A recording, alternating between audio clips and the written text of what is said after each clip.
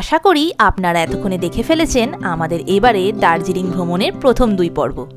যদি এই চ্যানেলে নতুন এসে থাকেন তবে ডেসক্রিপশন বক্সে দেওয়া লিঙ্ক থেকে অবশ্যই দেখে নেওয়ার অনুরোধ রইল।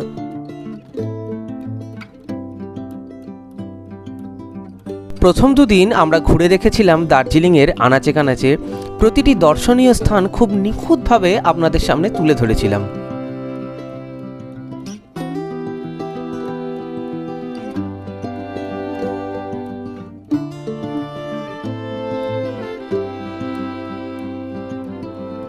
এই পর্বে থাকছে দার্জিলিংয়ের আকর্ষণীয় সব ফুড জয়েন্ট এবং খাওয়া দাওয়ার গল্প।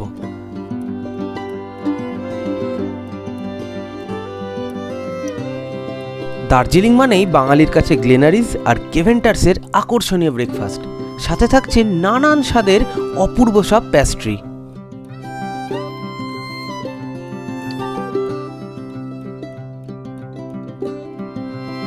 গ্লেনারিজ থেকে জলখাবারের স্বাদ চেটে পুটে খেয়ে আপনারা সন্ধেবেলা জমিয়ে উপভোগ করতেই পারেন দার্জিলিংয়ের আকর্ষণীয় সব স্ট্রিট ফুড।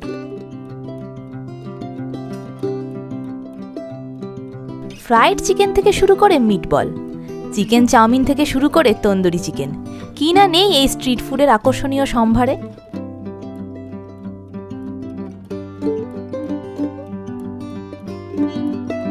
চলুন তবে শুরু করা যাক আজকের পর্ব।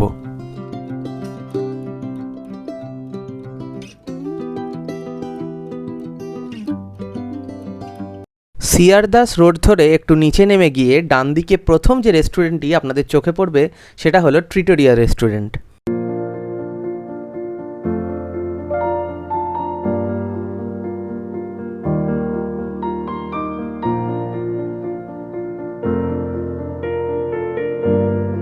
প্রথম দিন দার্জিলিং পৌঁছে রাতে আমরা এই ট্রিটোরিয়া রেস্টুরেন্ট থেকে ডিনার সেরে নিয়েছিলাম। রাতে আমরা নিয়েছিলাম 1 প্লেট চিলি চিকেন আর 1 প্লেট হচ্ছে চিকেন টিক্কা কাবাব। অত্যন্ত পরিষ্কার পরিচ্ছন্ন সুসজ্জিত এই রেস্টুরেন্টটি আপনাদের একটি পারফেক্ট ডিনার ডেস্টিনেশন হতে পারে দার্জিলিংয়ে। কিন্তু অবশ্যই এটা মনে রাখতে হবে, এই রেস্টুরেন্টে খাওয়ার গুণগত মান অত্যন্ত ভালো হলেও দাম কিন্তু অত্যাধিক বেশি।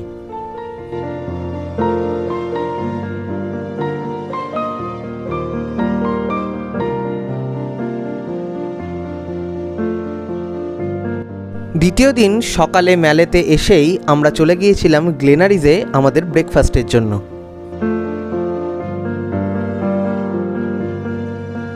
বহু প্রতীক্ষিত গ্লেনারিজে আজকে চলে এসেছি ব্রেকফাস্ট করতে।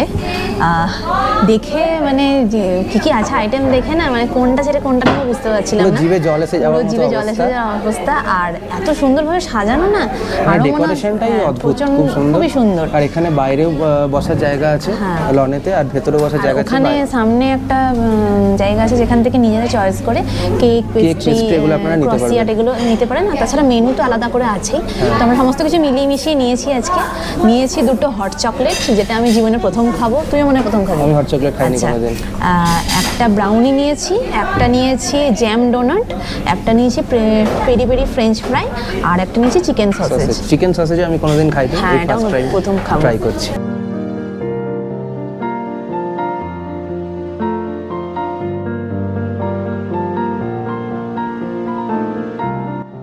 প্রায় 138 বছর আগের এই গ্লেনারিজ রেস্টুরেন্ট বাঙালি এবং অবাঙালি সমস্ত পর্যটকদের কাছে সমান জনপ্রিয়।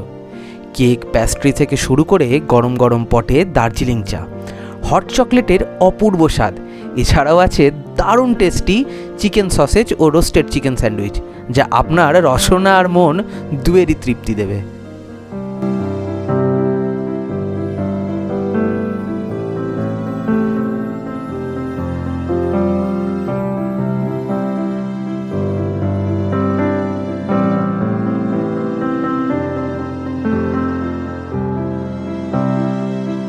চিকেন সসেজ ট্রাই করছি।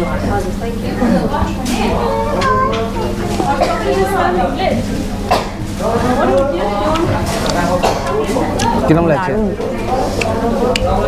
দারুণ।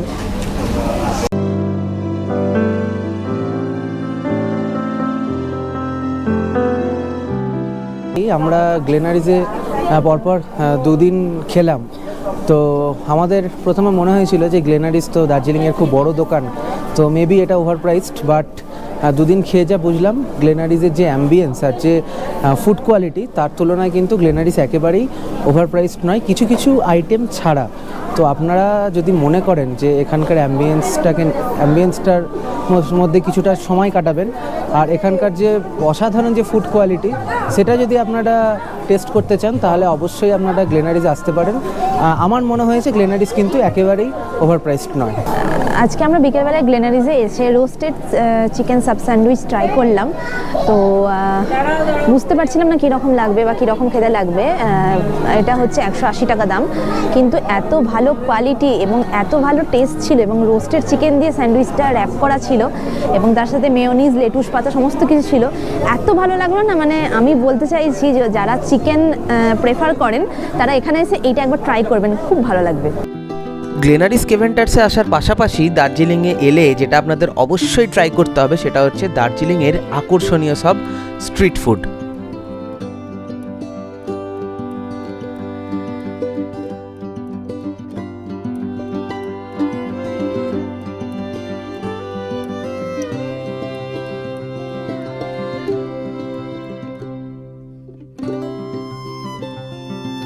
চিকেন তন্দুরি থেকে শুরু করে ফ্রাইড চিকেন, মিটবল থেকে শুরু করে চিকেন চাউমিন, হরেক রকম স্ট্রিট ফুডের সম্ভার দার্জিলিংয়ে সন্ধে হলেই আপনারা কিন্তু দেখতে পাবেন, এবং আপনারা অবশ্যই সেখান থেকে অন্তত একবার হলেও এই স্ট্রিট ফুড ট্রাই করতেই পারেন।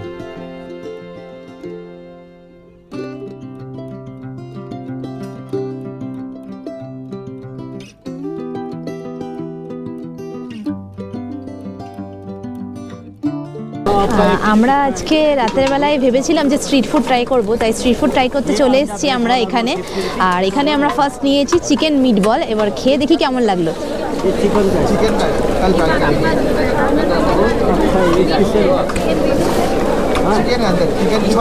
পুরো গরম ভেজে দিয়েছে, দারুণ ঝাল আছে। মেয়োনিজটা কেমন লাগছে? দারুণ খেতে, ভালো লাগছে।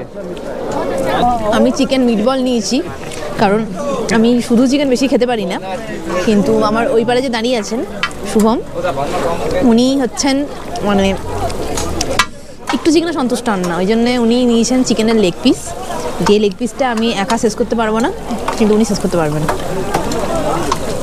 আমার এই চিকেন লেগ পিস এসে গেছে উইথ মেয়োনিজ অ্যান্ড সস। এবার টেস্ট করার পালা। গরম, হ্যাঁ ওইটুকু চিকেনে কি মন ভরে? পুরো চিকেনটা ডিপ ফ্রাই করে দিল, তার আগে থেকে মশলা মাখানো ছিল আর আগুনে সেঁকা ছিল, আগুনে সেঁকার পরে ডিপ ফ্রাই করে দিল। জাস্ট আমি প্রচণ্ড গরম, খুদি একটুখানি খা। চিকেনের এই ভেতরটা জুসি, একবার দেখুন। এবার টেস্ট করছি।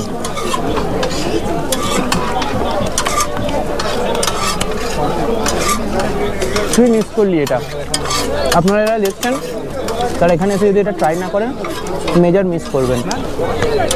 অবশ্যই অবশ্যই খাবেন, মানে নেক্সট লেভেল, অপূর্ব লাগছে।